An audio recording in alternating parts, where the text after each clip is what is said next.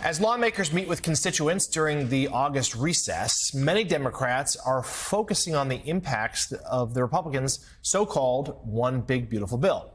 But the Brennan Center for Justice argues that the midterm elections will also test the strength of our institutions because, for the first time, candidates will face a new adversary, the federal government itself.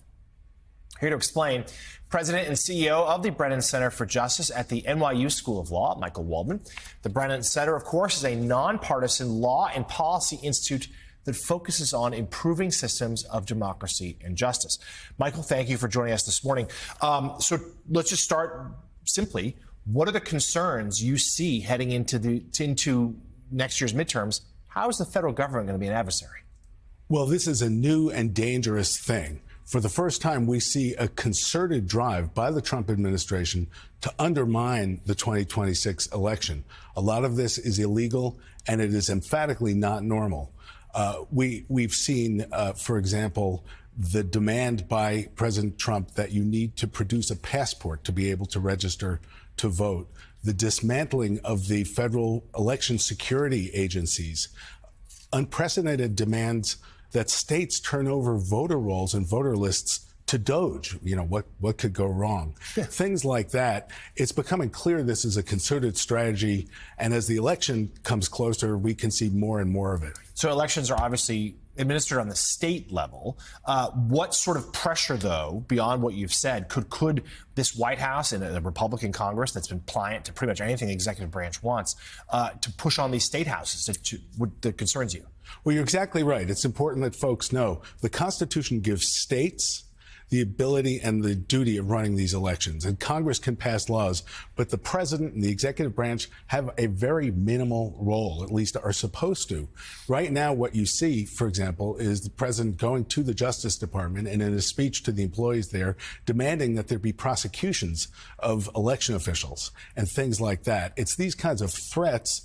State election officials of both parties over the last few years have been really strong. They have worked hard together to make sure that the elections have been secure and accurate. And despite all the pressure, they have been.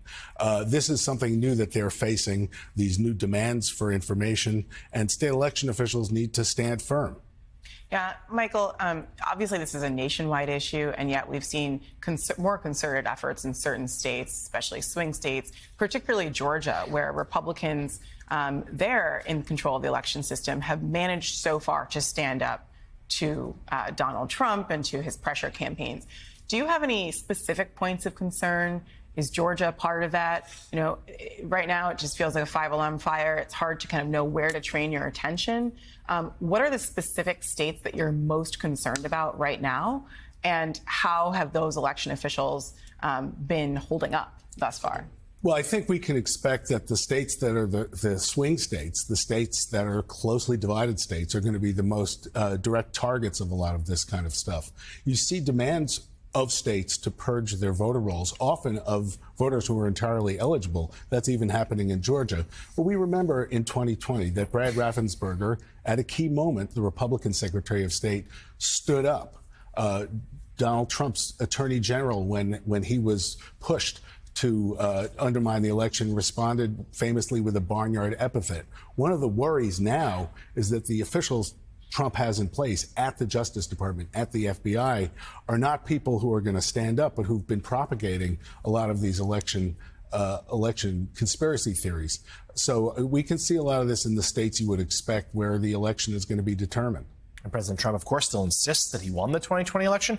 And we should note, beyond your report, the gerrymandering we just talked about in Texas, that redistricting also calls into question the fairness of potentially next year's elections. The important new report from the Brennan Center for Justice, available online to read. President and CEO of the Brennan Center for Justice, Michael Waldman. Michael, thank you for being In the lead-up to the 2026 midterm elections, a storm is brewing over the integrity of America's democratic institutions, as outlined in a recent discussion featuring Michael Waldman, President and CEO of the Brennan Center for Justice at NYU School of Law.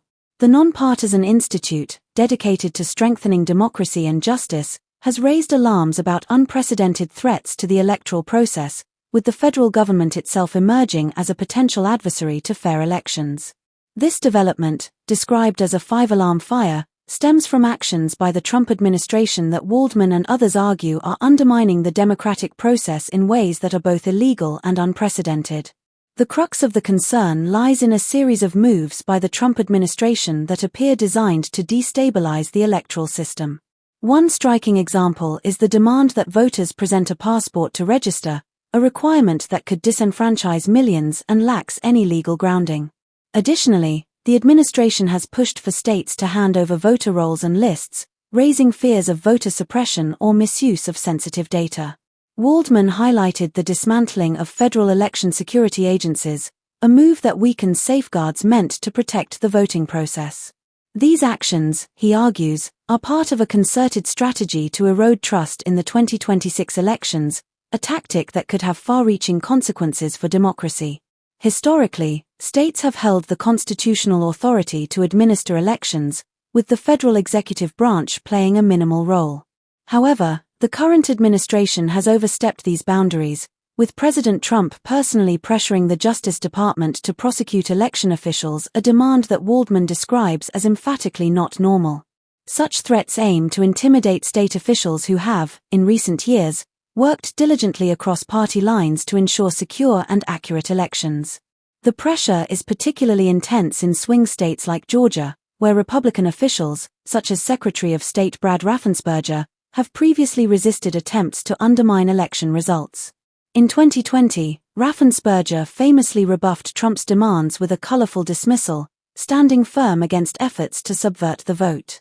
Swing states remain a focal point for these tactics, as they are likely to determine the outcome of the midterms. Georgia, in particular, has faced aggressive demands to purge voter rolls, often targeting eligible voters in a manner that could skew electoral outcomes. These purges, combined with broader efforts to propagate election conspiracy theories, create an environment of distrust and volatility. Waldman warns that the officials now in place at key federal agencies, such as the Justice Department and FBI, may not resist these pressures as their predecessors did.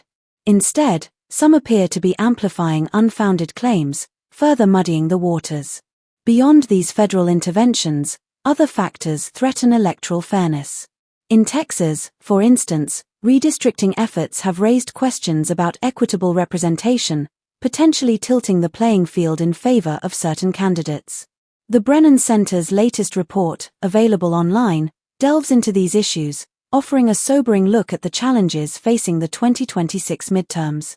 The report underscores the resilience of state election officials but warns that their ability to withstand mounting pressures will be tested like never before.